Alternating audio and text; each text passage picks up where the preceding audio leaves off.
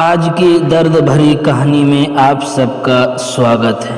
دوستو، گرمیوں کی چلچلاتی دوپہر کی دھوپ تھی۔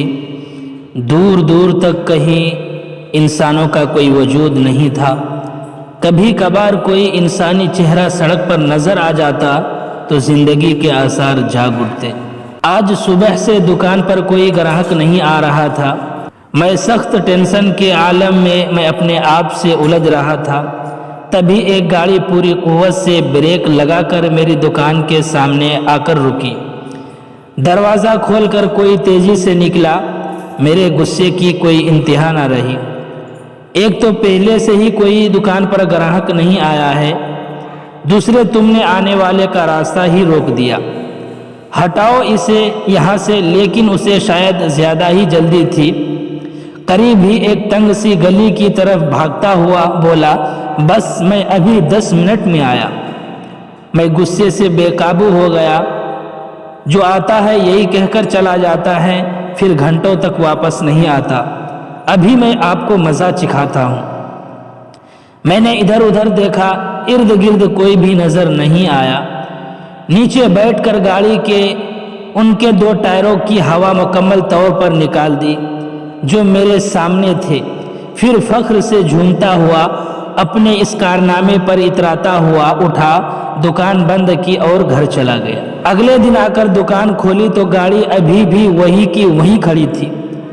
ساتھ والا دکاندار مجھے دیکھ کر کہنے لگا، یار کل اس غریب کے ساتھ بہت برا ہوا۔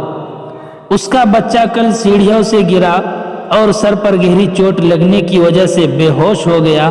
بیچارہ اطلاع ملنے پر آفس سے بھاگا ہوا گھر آیا۔ گلی تنگ ہونے کی وجہ سے وہ اپنی گاڑی کو یہیں پر ٹھہرا کر دیا۔ وہ بچے کو لینے گیا تو کسی نے اس کے 2 ٹائروں کی ہوا نکال دی۔ بچے کو لے کر واپس آیا، اسے پچھلے سیٹ پر بیٹھا کر گاڑی اسٹارٹ کرنے لگا تو اس کی نظر ٹائروں پر پڑی۔ پھر تو جیسے کہ اس کا ہوش ہی اڑ گیا۔ کبھی گاڑی کو دیکھتا اور کبھی سڑک پر ادھر ادھر بھاگنے لگتا۔ تجھے تو پتا ہے کل پہیا جام ہڑتال تھی، دور دور تک کوئی گاڑی نظر نہیں آ رہی تھی۔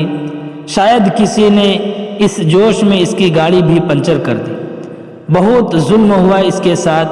بہت دیر تک ایک پرائیویٹ گاڑی آتی نظر آئی، بیچ سڑک پر کھڑے ہو کر اسے روکا اور منتیں کرنے لگا کہ میرے بچے کو جلدی سے ہاسپٹل لے کر جاؤ۔